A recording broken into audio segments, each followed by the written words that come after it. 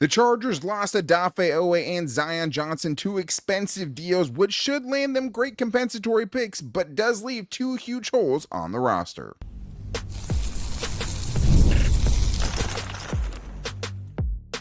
You are Locked On Chargers, your daily podcast on the Los Angeles Chargers. Part of the Locked On Podcast Network, your team every day.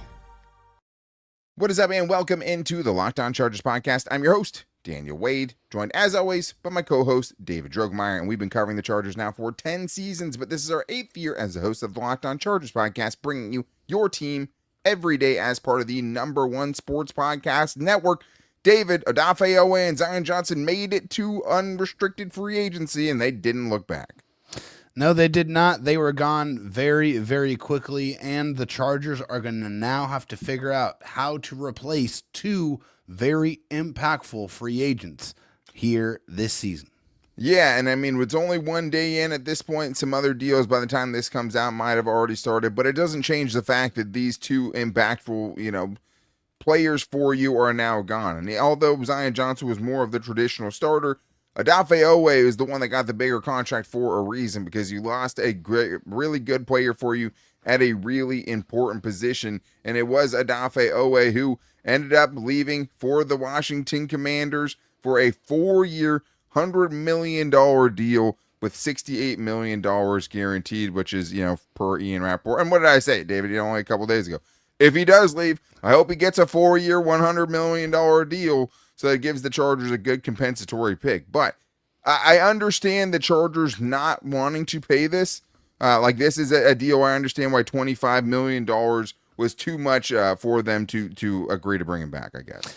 Yeah, I think once we saw the reports out there that he could make in that range of 20 to 25 million, I started to feel less and less confident that he was going to be back with the Chargers, which makes me sad because I really, really liked Odafe Oweh, and it was very easy to see how he was going to impact the game because of his length, because of his speed, because of his, fit in the defense. It just felt like this was a hand in glove type of player. It was fitting really, really well in the scheme, performed exceptionally well in the short period of time that you had him, really balled out in the playoffs with a big time, kind of more like historic performance to help keep the Chargers in the game.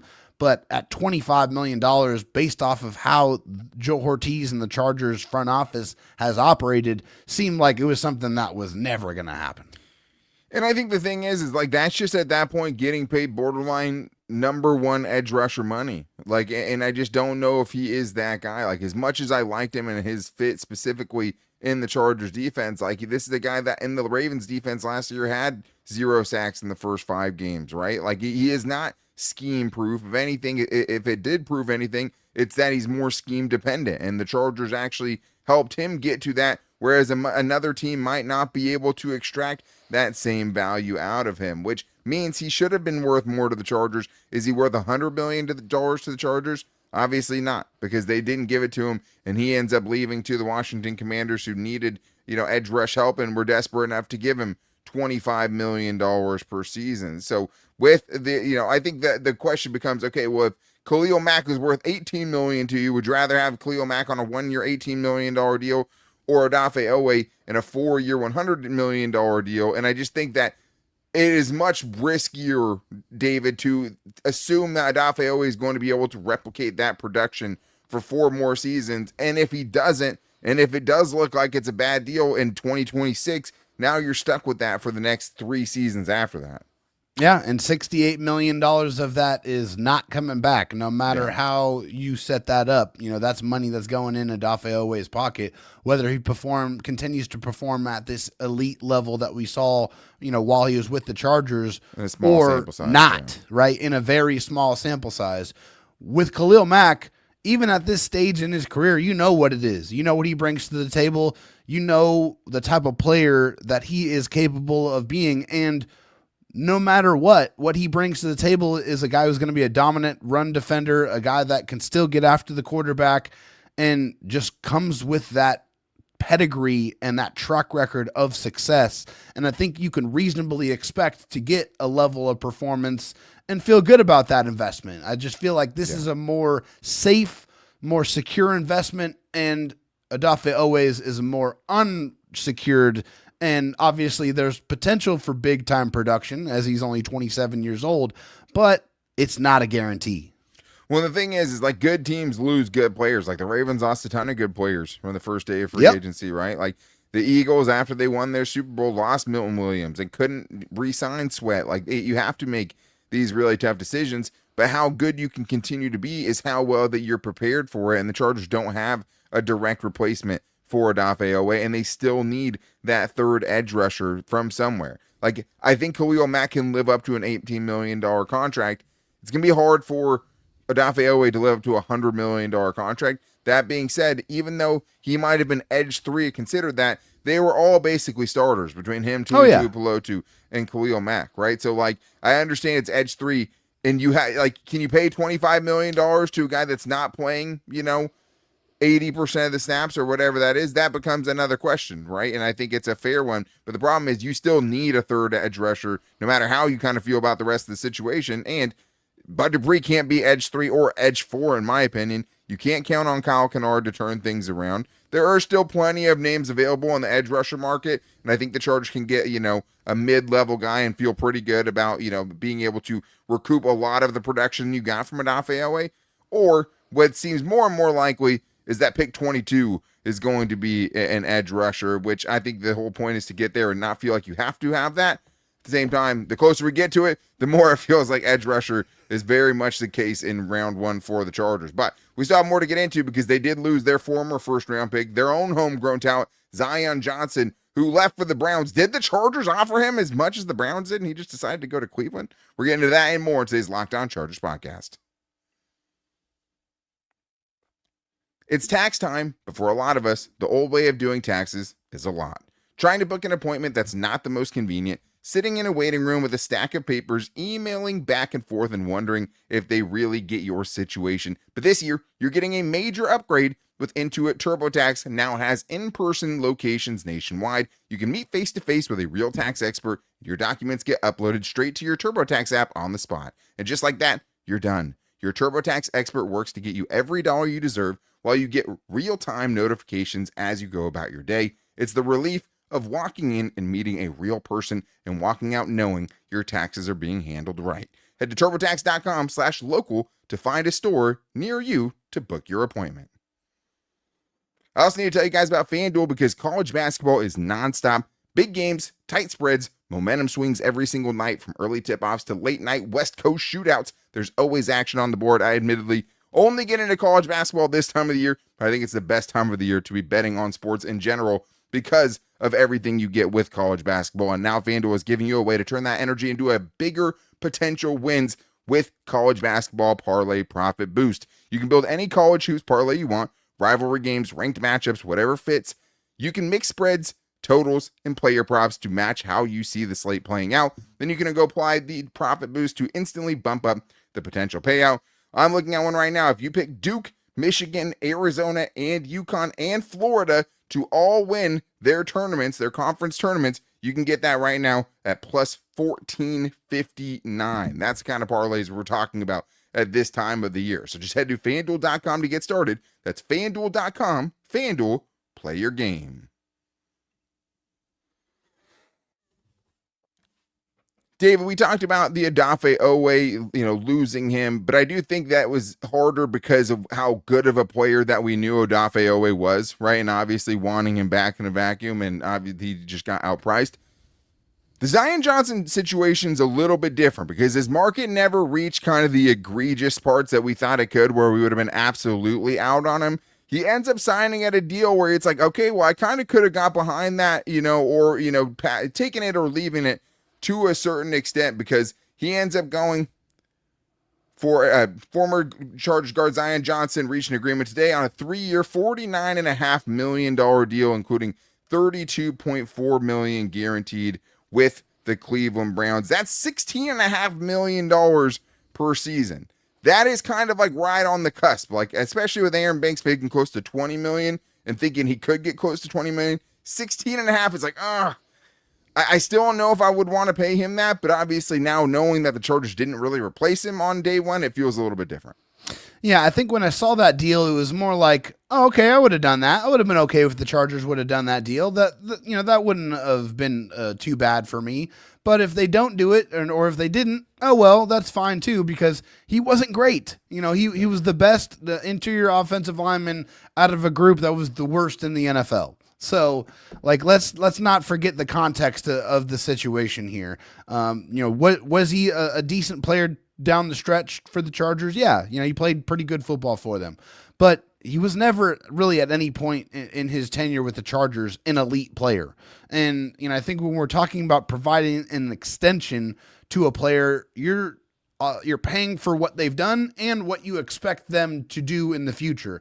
I don't know how you can reasonably expect him to improve to the point to where it justifies giving him this size of a contract, even when you consider who was available and what the other players who are around him got in free agency as well. That being said, if you would have told me at the end of day one the Chargers had Zion Johnson and Tyler Biadasz on the interior as opposed to, Tyler Biadasz and Cole Strange, I would have felt better about it. Even though Cole Strange is making a significant amount less than Zion Johnson's going to be making. But to your point, I agree.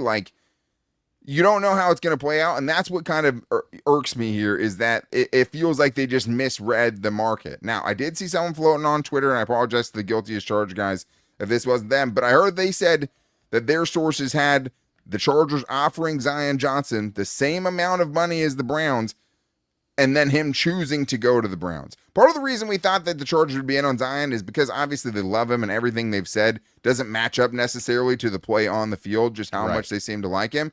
But also, he wouldn't have cost you a compensatory pick. So you can give him $15 million and not worry about what it seems like they're so worried about as they go and make these deals on the first day of free agency. Yeah. That's pretty crazy, David. If the Chargers offered him $16.5 million and he chose to go to the Cleveland Browns, who aren't going anywhere anytime soon, if it's not financially motivated, then what is motivating that decision in that case? I have absolutely no idea. There is no way that if I had a choice between living in Cleveland or living in Southern California, there's no way I would be wanting to move to Cleveland, Ohio. I'm sorry. There's not a lot to do out there. Even people who are from Cleveland, man. You don't have a quarterback. You don't have a pick that's going to get you a quarterback. You're not close to contention. What do you? Which makes it even worse because you're going to voluntarily elected to live in Cleveland when you have really no chance to win anytime soon. Yeah. Do you really reasonably expect to win or get to the playoffs in the next 3 years during the tenure of this contract? I don't see how you could feel that way. So if this was his choice and it was between LA and Cleveland and he chose to go to Cleveland, well, good luck to you in Cleveland. And let's see how many games in the regular season, let alone playoff games, you win during this 3-year contract. But that's the thing. You don't even really know if you wanted him back, right? But also Mark David down is a Shedeur hater, obviously. Pro Bowl quarterback Shedeur Sanders over there, David. Show some respect, please. Oh, yeah. The 8th alternate or whatever it is. Yeah, that's just a total joke. But, for him, he never graded out well on Pro Football Focus, right? His grades were always bad. There was a huge disconnect because ESPN had him as the second highest rated run block win rate in the league amongst all interior offensive linemen. I don't think that really reflected his play either. I think it was definitely somewhere in between. And that's the thing is I'm not mad that the Chargers didn't give him that money. I'm mad that the Chargers didn't give him that money, but didn't have a better option. Yeah. And they didn't have a contingency plan that would give them an upgrade at the position. You don't want to pay Zion Johnson $16 million, whatever. Fine. I totally understand that. That's the going rate for a starting guard right now, period. Right? Around that is where it is. And David Edwards got just under that. Elijah Vera Tucker with 3 season-ending injuries in 5 seasons got only $2 million less than that per season. No idea how that happened. Sure, we talked about it on the live show last night, but it's not that I'm upset that they didn't give him that money because how long can you wait for someone to, realize his full potential? Maybe we saw it. Maybe we saw it at the end of last year, right? But at the playoff game, it's still the same guy, and you're still wondering, right? You get done with year 4 of Zion Johnson after you decline his 5th-year option, wondering if you've seen the best of him. We will not get to see the best of him potentially in a Chargers uniform because he is now playing for the Cleveland Browns. But that's the thing. Yeah, by the time you're hearing this, the Chargers could have signed Elton Jenkins and gotten a huge upgrade and paid him less than Zion Johnson, and I'll feel a lot better about it. If that happens, then I take it back. You have my apology. But as of right now, not seeing the vision of what they're planning there, and really the only improvement so far being at center as the time of we're recording this, not good enough. Not good enough. And I was fine with Zion Johnson. If you had Zion Johnson right now, I'd feel better about it than I do after the end of day one, which I think tells you all you need to know if you've been watching this show for a long time. But hey, compensatory picks, the Chargers should get two pretty good ones, maybe a third-round pick and a fourth-round pick. Zion Johnson, the highest paid guard on the market AAV-wise. Odafe Oweh, I think there's maybe only one player that's getting more per year than him so far signed. I think it's Jalen Phillips with the Panthers and the deal he signed there. Massive, massive deal. Now we'll see what happens. But right now, setting up for two great compensatory picks, which is fine if you have a good team that doesn't need those players right now and can win without them, which right now we're still trying to figure out if the Chargers are doing that because it doesn't feel like they're any closer to contention right now as far as being Super Bowl contenders. But this is day 2. You guys might have more information than we do at this point, but we're trying to get you guys more bonus content as we continue to just try to, make it about you guys and give you guys as much as we possibly can and the most content we possibly can. So thank you for checking out today's show. Make sure you're back with us tomorrow for the latest, or maybe even a live show tonight for the latest on the Chargers free agency. To make sure you don't miss it, go subscribe or follow for free on the Locked On Chargers YouTube channel and listen wherever you get your podcast from, as well as finding the show every day on all of our social media at Locked On LAC on Twitter, at Locked On Chargers on Instagram, and our Locked On Chargers Facebook page. If you guys want to get and be a part of the Everydayer Club and get an ad-free audio version of the show, you can do that now. And we have a special for you guys because since it's free agency, you guys can use the code free agency no spaces now through March 15th and get 1 month free of the Everydayer Club and access to the Locked On Chargers Discord channel, which definitely isn't melting down right now or overreacting. But if you want that, you can find it in the show notes. I'm trying to build that little community there. But we'll be back with you guys maybe later tonight, maybe tomorrow morning, but it's your team every day. But until then, take it easy and go Bolts.